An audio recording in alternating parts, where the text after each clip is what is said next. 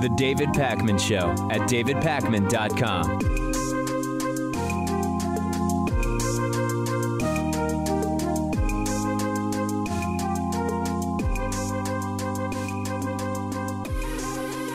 Let's talk about Donald Trump's commandeering of American television to propagandize about the border wall over which he shut down the government last night. We will talk about the content of this address. I mentioned yesterday during a live stream that I did covering this and also earlier on yesterday's show that there are really kind of three issues here. Number one is there actually an undocumented immigration crisis? I laid out the case yesterday for why there is not.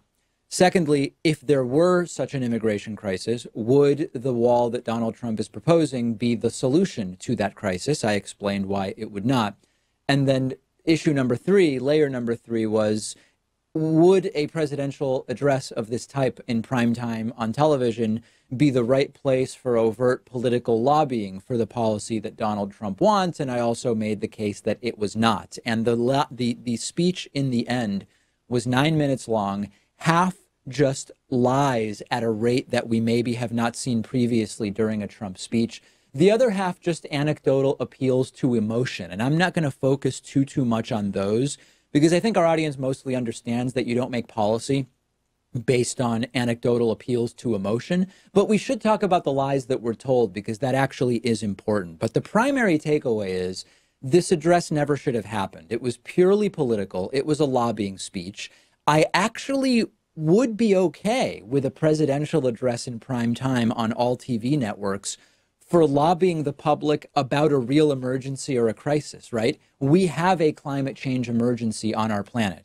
If we had a president say, I'm going to address the American people because of the crisis that is climate change and what we're doing to our planet, that would actually make sense because it's real.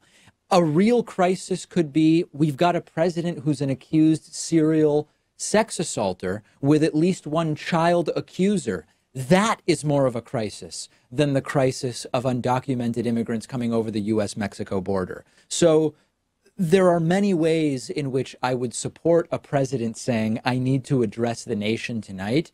This is not one of them. And most of the lies that Trump told were told up front.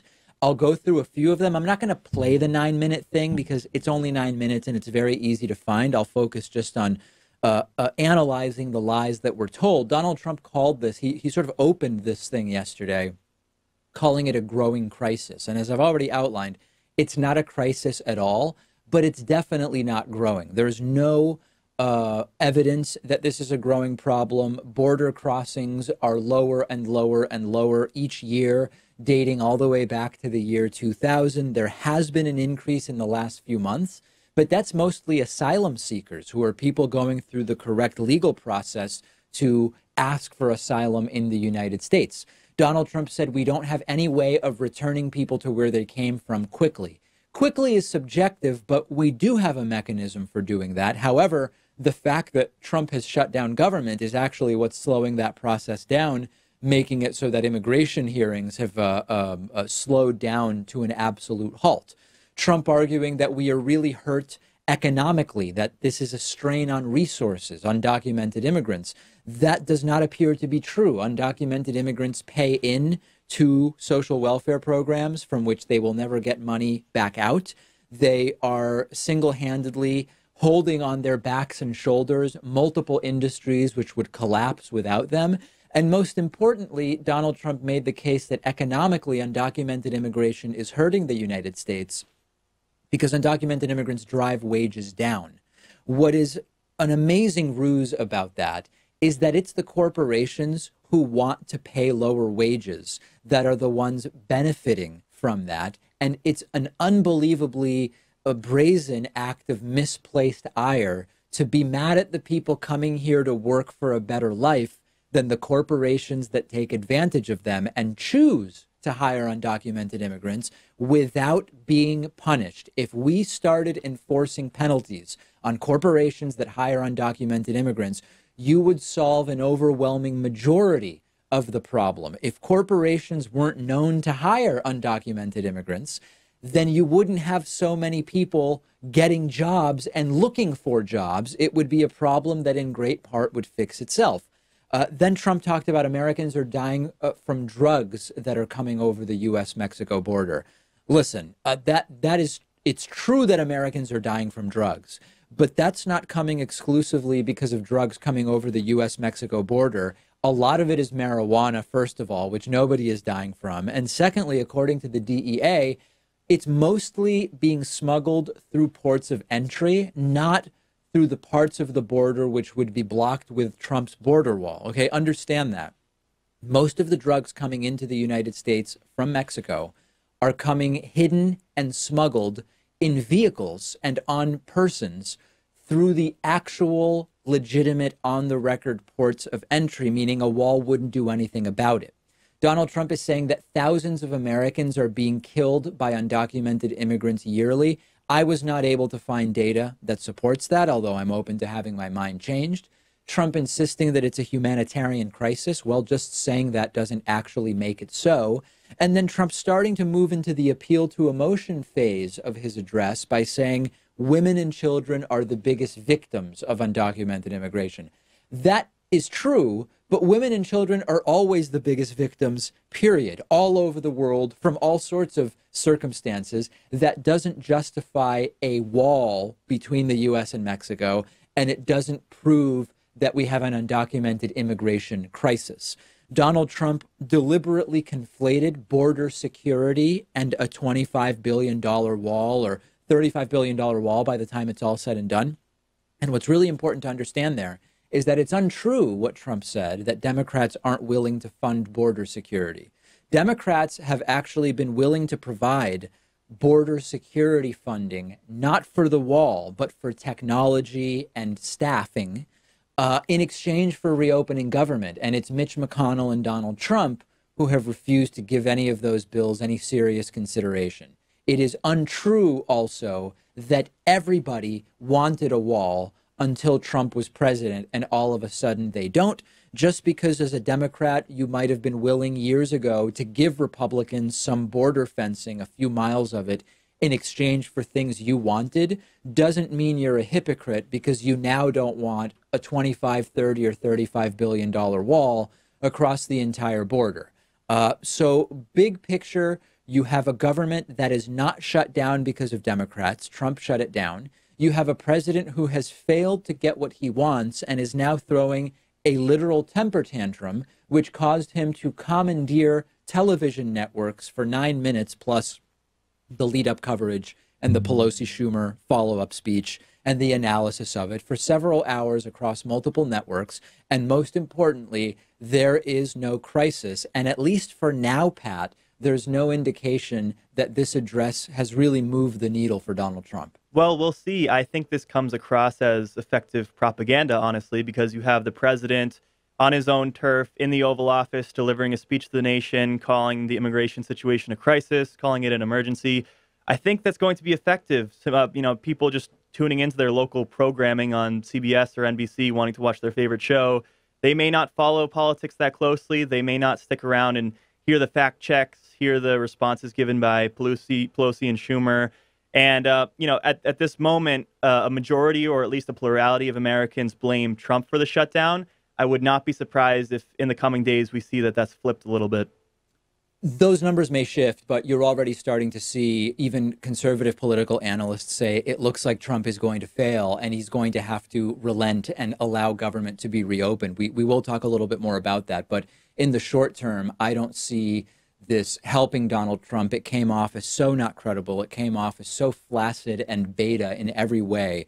And it also may have been an illegal use of government resources for Trump's campaign, because minutes before the speech, the Re-elect Trump campaign sent out an email asking for donations on the basis of the immigration crisis and previewing Trump's speech. And if you consider that sort of part of Trump's campaign, this was a political speech used in this manner to help his campaign. And there are possible ways in that may have even violated campaign finance law, although I wouldn't expect him to be held accountable for it. We will follow it and see what the impact is. It is slowly happening. Donald Trump is successfully pushing out everybody but Robert Mueller, who has some say or oversight over the Trump-Russia investigation. You'll remember that Donald Trump fired FBI Director James Comey in order to interfere with investigating his connections to Russia. That led to the appointment of special counsel, special prosecutor Robert Mueller. Attorney General Jeff Sessions recused himself because of his personal conflicts of interest in having lied about Russian contact. And Donald Trump eventually forced him out and put in Matthew Whitaker, someone actively hostile to the Trump-Russia probe. Then Trump said he was going to replace Matthew Whitaker with the permanent selection of William Barr, also someone hostile to the Trump-Russia probe. But we had Rod Rosenstein, the Deputy Attorney General. He was still there, overseeing the investigation for quite some time. Breaking news this morning, Rod Rosenstein is resigning. According to CBS News, Rosenstein will leave when William Barr, the new Attorney General, is confirmed, if indeed he gets confirmed, and there's every indication that he will. So let's cut through all the sidebar issues here. The issue is, what does this mean for the Trump-Russia probe, which just had its grand jury extended up to 6 months, as I told you on Monday? I completely understand why Rosenstein would want out. He's been treated horribly by Trump. He's been put in an impossible position. Why not leave?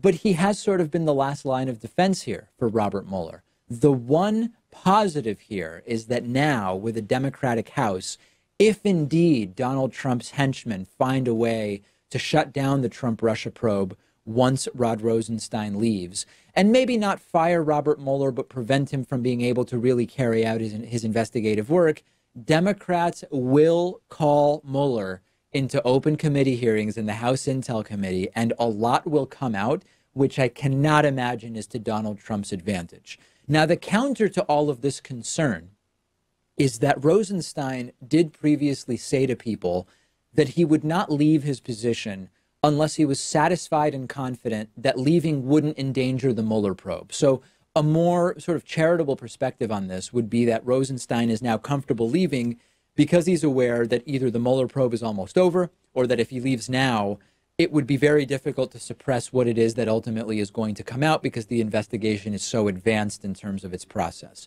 So, if we're looking at the upside, I will also remind you that the Mueller probe is just one angle in the criminal Trump investigations. You've got the Southern District of New York. You have multiple attorneys general. It's a very long list. And even successful obstruction of Robert Mueller, if that's what ultimately is going to happen here as a result of Rosenstein being the last sort of a pillar of defense of Mueller to fall, allows that to happen, it's not actually clear that at this point it would stop Trump's legal trouble. The genie does appear to be out of the, where do genies come from, Pat? I don't even remember. The bottle? The bottle? Yeah, the bottle. I guess so. I think that this is good news, or at least there's no evidence to suggest that it's bad news yet, because it's not like Rod Rosenstein was forced out. I have to hope that he knows what's going on and that Mueller is wrapping up the investigation soon, so nothing is put at risk. He was one of those few buffers that we had remaining in the Justice Department, and I just don't see him resigning without the assurance that everything's going to be protected, that the Trump-Russia investigation would continue on, and that everything would be able to continue. I just don't see it. It's concerning, but I tend to agree that Rosenstein's not stupid. Mueller's not stupid. I assume that there is a game plan here, and Rosenstein might be leaving because Mueller is getting close to wrapping this up. But he also might be leaving because Mueller is not done. But we've sort of surpassed a point of no return in this investigation where what Mueller has is so damaging and incontrovertible that any attempt to shut it down at this point could gloriously backfire. We'll have to wait and see. But I want to hear from you. What do you think the consequences are of Deputy Attorney General Rod Rosenstein resigning? Let me know on Twitter @DPacman. Make sure you're following the show on Twitter, too, @David Pakman Show. The David Pakman Show at davidpakman.com.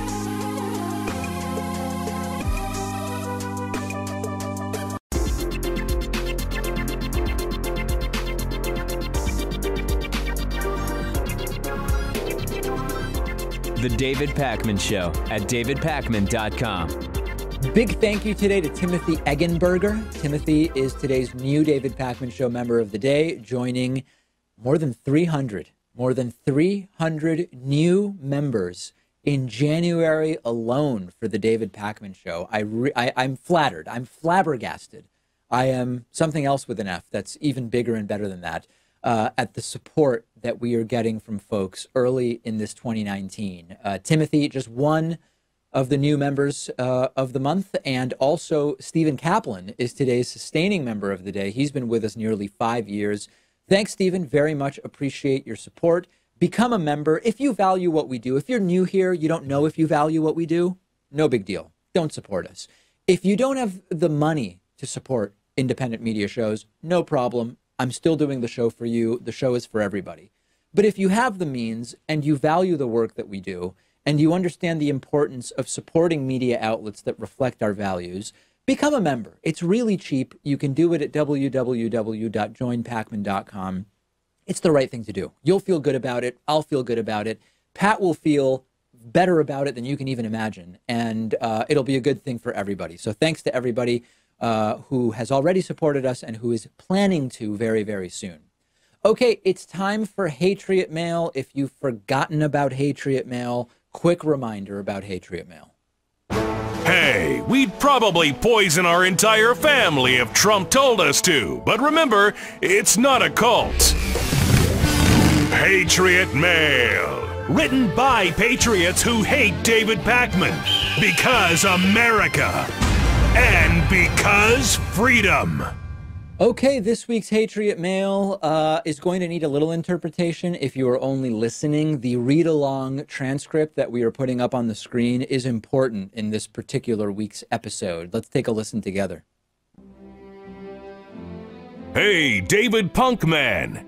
You can bash Trump all you want. He won. You're the loser. Those men who don't feel manly, and I'll include women, are the perverts of the world.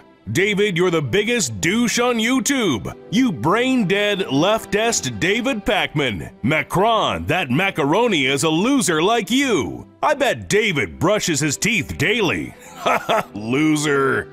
You know, guilty as charged. I admit I do brush my teeth not just once, but twice daily, morning and night. And if something were to happen during the day that warrants a third brushing, I'm not going to shy away from that. That I do admit. But beyond that, I am a little confused by the idea that women who don't feel manly are perverted, because I thought that this contingent thought that it is the transgender individuals who feel as though they actually are of a different gender are the ones who are the perverts, according to them. But now this Hatriot is saying that women who don't feel manly are perverted. I thought that's what the anti-trans crowd wanted, Pat, that women should not feel manly. They're contradicting themselves. And another point here, you're upset because Trump won and you just can't accept that, and that makes you a loser.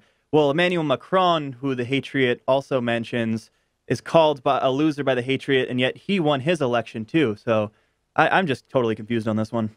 I think you're pointing out that Hatriots may not be completely consistent and may have some deeply held double standards. I think that is not going to come as a shock to many people. Remember, you can use the coupon code Hatriot40 to become a member with a 40% discount. When you use the coupon code Hatriot40 at joinpakman.com for a membership, you get a 40% discount. And many, many, many Hatriots cry. They're so upset that their Hatriotism has not prevented the David Pakman Show from continuing to garner support. So that's available. Coupon code Hatriot40. Okay, due to a combination of stupidity and lack of technical knowledge, I guess I would say, Paul Manafort's own lawyers have completely blown the door open on Russian collusion. And we now have, for the first time, thanks to Manafort's lawyers, we have a Trump campaign official confirming their intent to collude with Russia on the 2016 election, and they actually did so. This story is so incredible in the ignorance and stupidity that it exposes that it almost stretches credulity that this has even happened, but it happened, and I'm going to explain it to you today. You'll remember that Donald Trump's former campaign manager, Paul Manafort, has been convicted of all sorts of crimes. This happened last year. Now his lawyers are saying that he is really not doing well physically or psychologically in prison, and that is now being brought to a court's attention. But what you may remember is that he has done a lot of bad things. Not only did he commit a bunch of crimes for which he was convicted, he got himself into more trouble because after making a cooperation agreement with Robert Mueller's prosecutors, he lied even more, which is a violation of the plea agreement. His lawyers responded to that claim, as lawyers do, but they messed up big time because what Manafort's lawyers tried to do was to put out a filing that redacted 4 sections in their filing and blacked them out. And we're actually putting up just one page of this filing, and people can see on screen right now that the court filing has a bunch of different lines that are blacked out, redacted, so to speak, except they didn't do it correctly. And even though in the image we have up on the screen, a bunch of text is blacked out, it looks redacted, this was done in such a way that if you merely highlighted that blacked out text, copied it, and then pasted it into another document on your computer in Microsoft Word or in WordPad or Notepad, it pasted the full unredacted text of what was covered up, meant to be covered up. An incredible mistake. And the real blockbuster isn't the ignorant lawyers, technically ignorant lawyers of Paul Manafort. It's the content of what they tried to redact, because the redacted text says that Manafort lied to Mueller about meeting Konstantin Kilimnik during the 2016 campaign, specifically to talk about the, quote, Ukraine peace plan, which is code for the Trump administration's softening on U.S. policy towards Russia for their actions in Ukraine. Kilimnik is connected to Russian intelligence. So this is a document not from Christopher Steele, not from Democratic operatives. This is a document from Manafort's own attorneys, which confirms that the campaign chairman of the Republican nominee for president, who eventually became the president, met with a Russian intelligence agent, met with an individual connected to Russian intelligence during the campaign, specifically to discuss what would Republican policy be towards Russia and Ukraine, and to share polling data with that same Russian individual. The document confirms collusion. Now remember, collusion in and of itself is not a crime. If Donald Trump knew that this was going on, that would be conspiracy, and it would potentially be obstruction of justice depending on how Donald Trump answered those questions in writing to Robert Mueller. And there's a whole bunch of possible crimes that are connected to what is admitted here in this faulty redaction of Paul Manafort's document. Remember how Russian actors ran those targeted campaigns to try to influence the election, and one of the things they did was target voters in specific parts of the United States in certain ways, and in other parts of the United States in other ways? Kilimnik is a business associate of Russian oligarch Oleg Deripaska, who has been tied into influence campaigns. And by the way, the Trump administration decided to lift sanctions on Deripaska. He's connected to the guy Manafort was meeting with. So this has been blown wide open, Pat, by Manafort's own lawyers. Yeah, these people are criminals, but they're not criminal masterminds. And contrary to popular belief, they do not have the best people working for them. If you want to get away with a crime as serious as colluding with a foreign power to win an election, you have to be smart about it. You have to outsmart the FBI and make sure that you cover your tracks. It doesn't really look like they did that in this case. Yes, and of course, collusion, again, not in and of itself a crime, but the entire conspiracy to do this and the cover-up is what may contain a whole bunch of different criminality, and this certainly makes that case far, far stronger. Trump's campaign manager, while campaign manager, Paul Manafort, provided to the Russians during the campaign, remember, data that they then used to target voters in specific states to help Donald Trump defeat Hillary Clinton. The only remaining link that we would be looking for now is that Trump knew this was going on. That would involve him in a criminal conspiracy with Russia to seize the presidency. This didn't get the attention it deserves because of, surprise, surprise, Trump's bogus border wall immigration crisis primetime address last night. Maybe by design, maybe not, who really knows? But every single box is being checked. Slowly but surely, take any one of these issues, take any of the allegations that have surfaced over time, and what at first is a question mark slowly but surely becomes a definitive piece of knowledge about what it is that took place. Every single box being checked. Imagine what we will know in 6 months or by the end of 2019. Absolutely stunning. And unfortunately, again, because of the timing of Trump's border wall address last night, this should have gotten a lot more attention. And there's some complexity in it. You have to understand not only what was the court filing, but why is it relevant that Manafort admitted to having lied to Mueller about his meetings with Kilimnik and how Kilimnik is related. Right? You need to understand a bunch of stuff.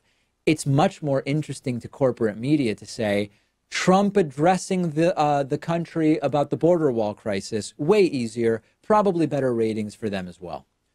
Follow this story and other stories from today's show on the David Pakman Show Instagram page at David Pakman Show.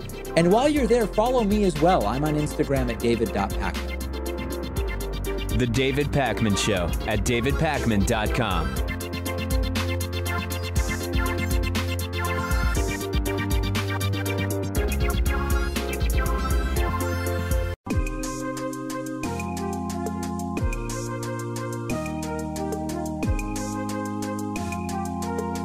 Welcome back to the David Pakman Show. It's great to be joined today by Dr. Nathalie Marechal, who is a senior research analyst at Ranking Digital Rights, where she studies the impact of information and communication companies' business practices on human rights. Today, we're going to talk a little bit about online advertising, targeted advertising.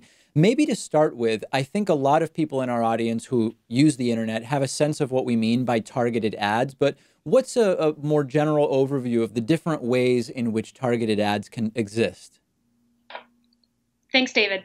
So when I was growing up, and presumably when you were growing up, David, we saw a lot of advertising on TV, in newspapers, in magazines, on billboards. And the way that these ads were selected, the way that brands decided what ad to place where was based on the context in which it would be seen.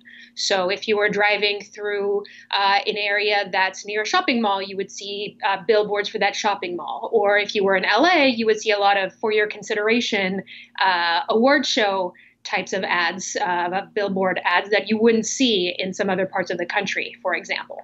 And so when the internet took off, the big internet companies and news media organizations' websites kind of copied the same model at first. Let's say, okay, well, this is a story about golf, so the people who are reading it are probably interested in golf, so let's show them some ads for golf clubs, and so on. And then what happened gradually in the late 90s and early 2000s is that a bunch of companies, starting with Google, realized that because the internet is a two-way communication channel, they actually knew a lot about the people who were visiting their sites and what other sites they had visited and who they were and what they were interested in, so that they could match the ads not just to the content that the person was seeking out in that moment, but to other interests and characteristics that the companies knew or thought that they knew about the person based on all the other data that they had about them. So that's why when you look for something, let's say a type of shoe, one day on one device, that ads for similar pairs of shoes, maybe through different vendors, are going to follow you around the internet across different browsers and different devices for any number of days. Now, there's a wide spectrum of sort of opinion as to whether this is a good thing, a bad thing, an immoral thing, an amoral thing, which would be a sort of different assessment. But a common refrain that I hear, not only from people who are working in the industry, but also from people who sort of claim to just be objective analyzers of modern advertising, they say, there's going to be advertising. People aren't willing to pay for all content on the internet, and the way that they can pay for it without paying for it with cash is by looking at ads or being subjected to ads. Isn't everybody better off if the ads are targeted to the interests of the individual? That's the kind of talking point that is a common refrain.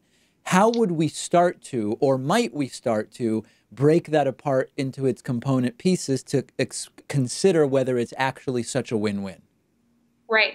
So that's a really good point. And I think it's likely that that advertising in some form is here to stay. As you say, there's somebody has to pay for content to be produced, and it does seem that the market isn't going to support the full cost of producing data, or things that you read, things that you watch, other kinds of entertainment or information online.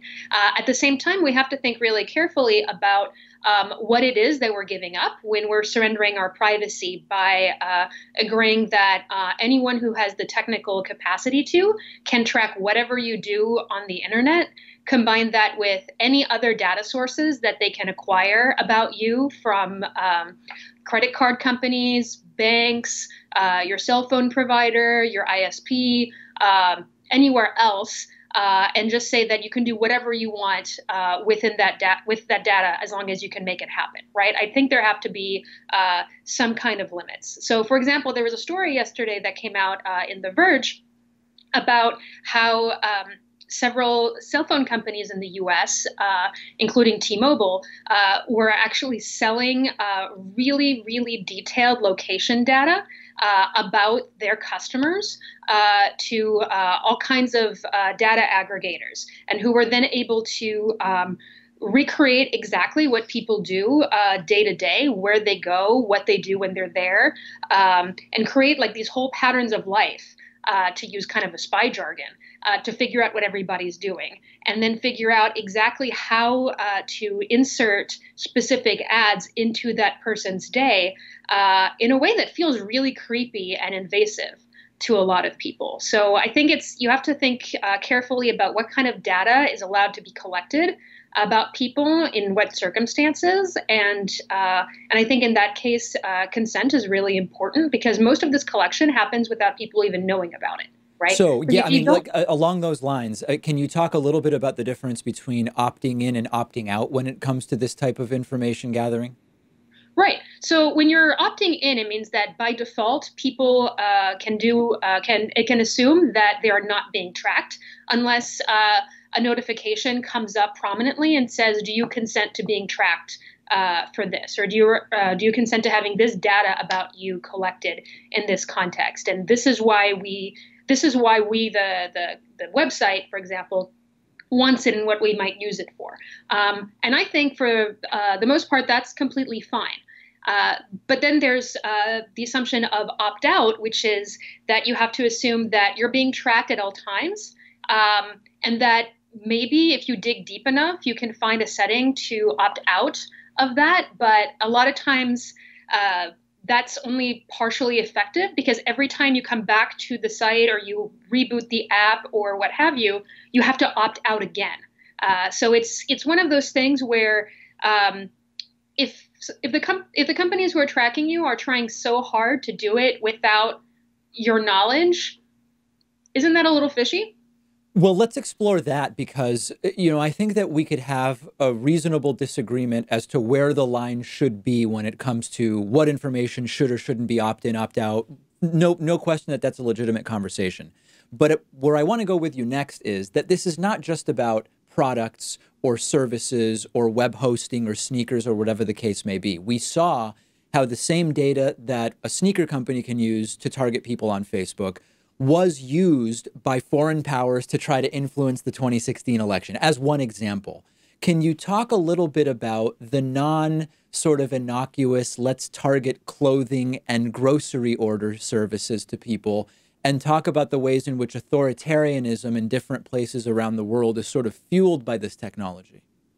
That's right. So what's really important to understand is that this digital infrastructure that makes targeted advertising possible is at its core an infrastructure of influence, right? The point of advertising is to influence people to do something or not do something. And that same infrastructure can be used just as easily to sell sneakers, as you say, as it can to sell white supremacy, to propagate hate speech, to propagate disinformation. And this can be disinformation like giving incorrect facts to minority and low-income voters to tell them that Election Day is actually on Wednesday rather than Tuesday. We saw that happening in the last election in the U.S. It can be spreading lies about entire ethnic groups and encouraging people to harm them. And that's something that's been going on in Myanmar, notably via Facebook. And it seems to me that it's very difficult to draw a really clear, consistent line that is actually enforceable about what the benign or even positive uses of this infrastructure is versus what the harmful uses are. And to their credit, companies like Facebook and Google are trying very hard to draw that line. But as I think we're starting to see, the line itself is impossible to draw, and enforcing it is even more difficult. Yeah, I mean, I guess there's sort of two directions we could go. One is, would laws against the ways in which the information has been used even be effective if it's, for example, a foreign power trying to influence an American election because they're not even in the United States? We've seen even with some of the indictments that have been handed down in the Robert Mueller investigation that they are of people who are not in the U.S. It's unclear whether there's even any mechanism to bring them to justice. So that's sort of question one, which is like a kind of a jurisdictional question. Question two would be a business regulatory question as to what exactly is the mechanism by which the government can say what can and cannot be done down to this degree. Feel free to address either or both of those questions. Sure. So I think you make a really good point with this question about jurisdiction. And I think that's what makes regulating a lot of things in the internet age incredibly difficult. And I think that's a really strong reason of why the current efforts to draw this line, as well-intentioned as they are probably not going to be very successful, as hard as people are working to make them work. What I do think is more likely to have an impact is regulations like the European GDPR or the California Privacy Act that's due to come into force next year in 2020 that strictly regulate what kinds of information companies and other entities can collect in the first place, how they can be used, when and how consent has to be sought from the person whose information we're talking about, and then maintaining the right for that person to find out what information is held about them, have it corrected if it's wrong, or even ask to have it deleted, and making it be very clear that people maintain the right to control the information that circulates about them throughout this infrastructure of influence that exists outside of our eyesight. Is this politically viable in the sense not from what it is that the end user would prefer or tolerate, but just sort of pragmatically thinking about the influence that the companies that are doing this have on our elected officials, both Democratic and Republican? You know, if there's anything I've learned the past 2 years is to not make any guesses about what's going to happen next in the world of American politics. Fair enough. No, but I guess I mean, so aside from predicting what would happen, just having an understanding of the way in which companies like Google and Facebook and Apple are so much a part of the conversation around how they should be regulated without making any prediction, would you grant that the infrastructure that's in place is one that is not particularly favorable to our elected officials merely making policy that reflects the desire of the people, and that the lobbying.com industrial complex is one that is powerful, I think we would accept? I think your analysis is accurate for sure. But at the same time, I think there's a great danger here in giving up the fight before we even start it. Yes. And just accepting certain things as inevitable without actually trying to change them. Yeah, I mean, I think if anything, what the last, several decades to 100 years of activism have told us is if you concede as inevitable something, you've definitely lost. And if you don't, then at least it's a conversation that you can fight over. That's right. We've been speaking with Dr. Nathalie Marechal, who is a senior research analyst at Ranking Digital Rights. Natalie, thank you so much for talking to me today about this. My pleasure. Thanks for having me. The David Pakman Show at davidpakman.com.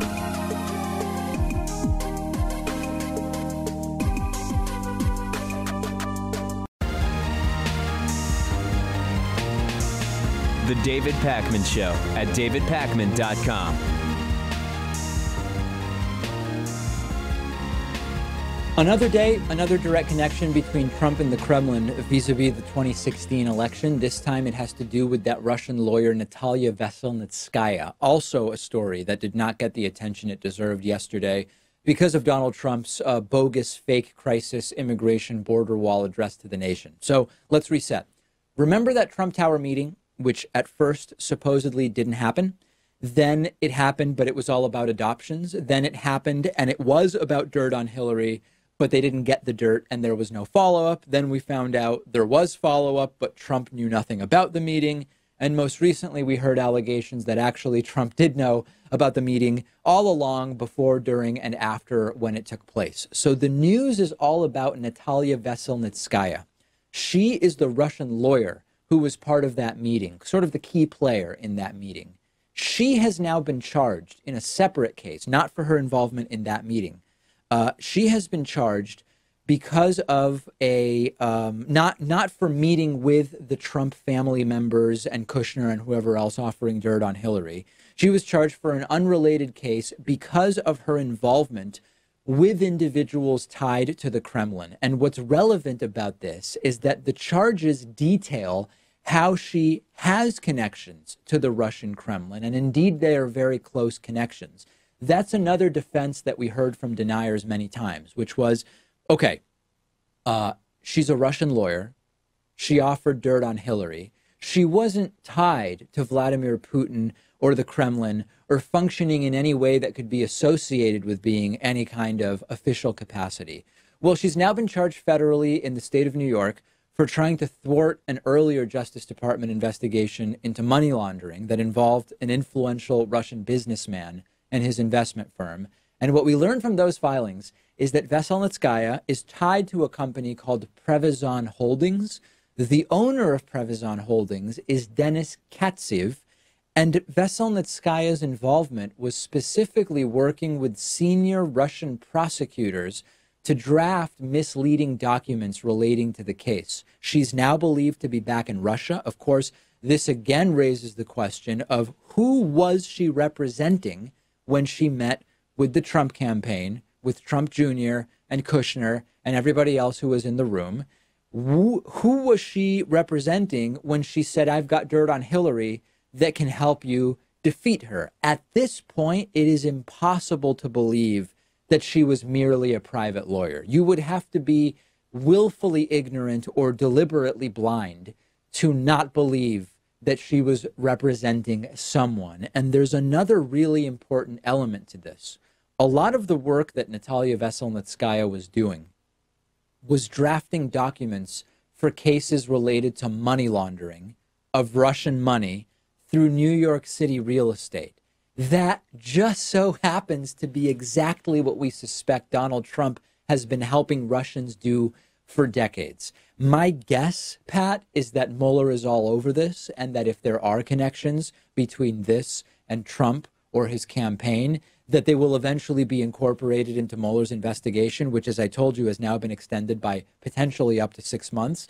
But yet another one of those boxes being checked, yet another one of the defenses we heard months ago debunked and shown to be completely baseless. And even if it doesn't relate directly to the Trump-Russia scandal, it still hurts Natalia Veselnitskaya's credibility. It's hard to believe that she is on her own time out there committing crimes, money laundering, all these other financial crimes, and yet when she was working with, or at least speaking to, members of the Trump campaign, she put that life of crime aside and just wanted to do everything straightforward, play by the book. It doesn't make sense.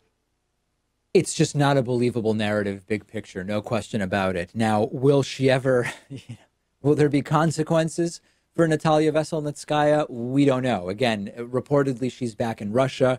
Russia, not surprisingly, does not extradite to the United States of America. So we will see what ultimately happens. But it is yet another baby step closer to, yes, this is a Kremlin-tied person who was formally offering things of value to Donald Trump, detrimental to his opponent. Once again, the lies that we were told by the Trumpist defenders crumbling every single day. During my live coverage last night of Donald Trump's propaganda, fake immigration crisis, border wall, primetime national address, I took a call from a viewer who asked me, when are we going to hear from Republicans that the shutdown has gone far enough, that government needs to be reopened without funding for the wall? And last night I said, if the shutdown starts to stretch into February, that will start to impact people's ability to receive their tax refunds. If that becomes a question mark, that is going to light a fire under the rear ends of some Republicans. If the TSA funding issues start to lead to airport shutdowns and cripple air travel, which of course relates to so many different industries, you will see at least some Republicans say, we have to reopen government without border wall funding. And we're sort of starting to see that now, although it's really important to remember that just because a Republican says they want to reopen government without funding for the border wall, we have to wait to see if they actually vote to do so, or if it's even possible for them to vote to do so. And here's exactly what I mean. The people, the 3 Republican senators who are now saying, we are interested in reopening government without border wall funding, are Republican senators Lisa Murkowski, Susan Collins, and Cory Gardner. They are saying, let's reopen the government even if we don't have border wall funding secured. The fact that it is those 3 makes perfect sense, because Susan Collins is up for re-election in 2020. She suffered significantly because of her involvement in the Brett Kavanaugh confirmation fiasco. She's at real risk from the moderate Republican voters in Maine of not being re-elected in 2020. She now says she sees no reason why the bills that are ready to go and on which they've achieved agreement should be held hostage to the debate over border security. Cory Gardner, I've mentioned him before. He's a Republican in Colorado, the purple or sort of bluish state of Colorado. He's also up for re-election in 2020. He is one of the most at-risk Republican senators for re-election in 2020. He now says, I think we should pass a continuing resolution to get the government back open. And then you have number 3, Lisa Murkowski, who's not up for re-election in 2020, but she's generally one of the more moderate Republicans in the Senate, and she likes to be seen as an independent thinker, whether or not she actually is one. She says we don't need to hold up 6 departments simply to resolve border security issues. So as I've mentioned before, it's lovely, it's delightful that they are saying this. But 3 Republican votes is not really enough to pass this bill in the Senate or any of the bills that we're talking about. So this is a very safe thing that they can do. They can get the public relations optics benefit of saying, we want to end the shutdown. We don't need to have the power. We don't need to have the border wall in place in order to do it. But they don't actually have the ability, the power to go against Trump and get government opened back up. If Senate Majority Leader Mitch McConnell won't bring the bills to a vote, it doesn't matter whether Susan Collins would vote to reopen government, whether Cory Gardner would vote to reopen government, because number 1, they're not getting a vote. And number 2, even with their vote, it wouldn't be enough to get government reopened. So I understand why they're doing this after the Brett Kavanaugh fiasco with Susan Collins. I simply don't trust her, Pat. I mean, she will say one thing to appeal to the moderate voters in Maine, but then in the end, she'll just go along with the massive Republican senators on so many issues. Yeah, for now, we're definitely at a standstill, but ultimately, I don't think it's going to be up to Murkowski, Collins, and Gardner if the government reopens anytime soon. I think that House Democrats, of course, have no reason to give in. I think Trump is so stubborn that he's going to try to keep this going. And we're actually now, I think, at serious risk of this going on for months or even up to a year. Who knows? Because there's just no incentive to compromise on this one. Well, Donald Trump is being put into a more and more difficult position, fortunately, because he is going to, at some point, maybe have to either relent and let government get opened again without border funding, or he's going to have to keep this thing going, which could become a court battle. It could cause political consequences that are not good for Trump and Republicans in 2020. And as far as responsibility goes, we have new polling data, which, yes, it shows that 47% of voters blame Trump for the shutdown and 5% blame Republicans. That's 52 total. 33% blame Democrats. The rest aren't sure or are sort of split. That's sort of good news because it is Trump's fault. So it's good that a plurality understand that. But it is extraordinarily disturbing that 1/3 of voters think Democrats are to blame for a shutdown that Trump promised on camera and then subsequently did.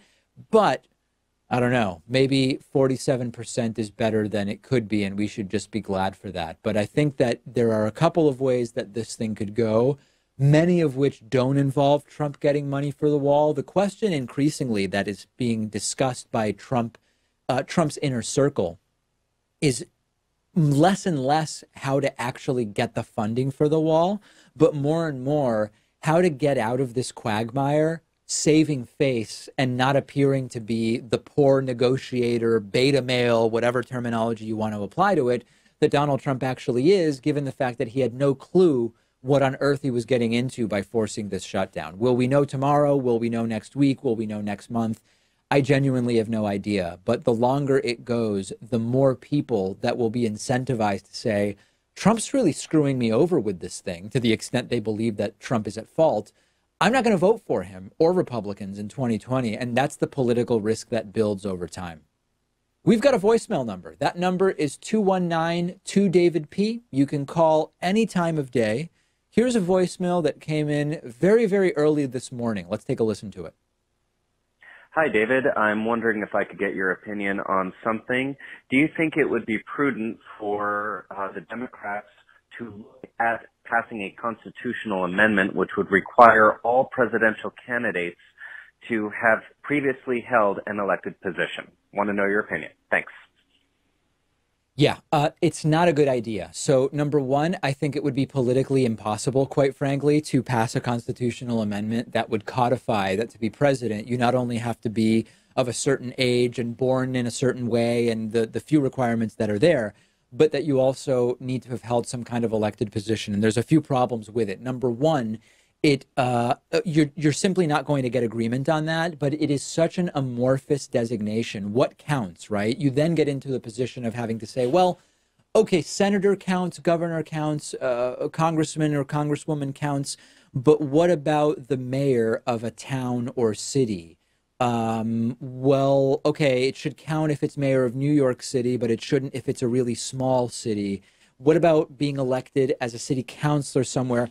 It's not a good idea. And I think we would be much better off building a society in which you don't need such a restriction. People realize why it's a terrible idea to elect someone like Donald Trump without having him be disqualified constitutionally because he hasn't held elected office. I think that's the wrong way forward. I don't think it's really in line with the ideas of what the United States of America is. So I think we're way better off using voter turnout and critical thinking and understandings of history and economics and science and everything else to come to the conclusion that you've got to have something pretty wrong with you or be a bad person or be extraordinarily ignorant to vote for someone like Donald Trump. I wouldn't do it via a constitutional amendment. I think it's a bad idea. I don't think it would work either. We've got a great bonus show for you today. We'll talk about how much the healthcare industry spends on marketing, money which could be saved if we had a different type of healthcare system. We will talk about a Los Angeles teachers' strike, which could be just days away. And we will also talk about using genetic genealogy to identify unknown crime victims, sometimes up to decades after the incident has taken place. All of those stories and more on today's bonus show. I hope you'll join me there by becoming a member or becoming a patron, thanks to the more than 300 new members in January alone, 2019, off to an amazing start. And we will speak to you on the world famous bonus show in just a couple of minutes.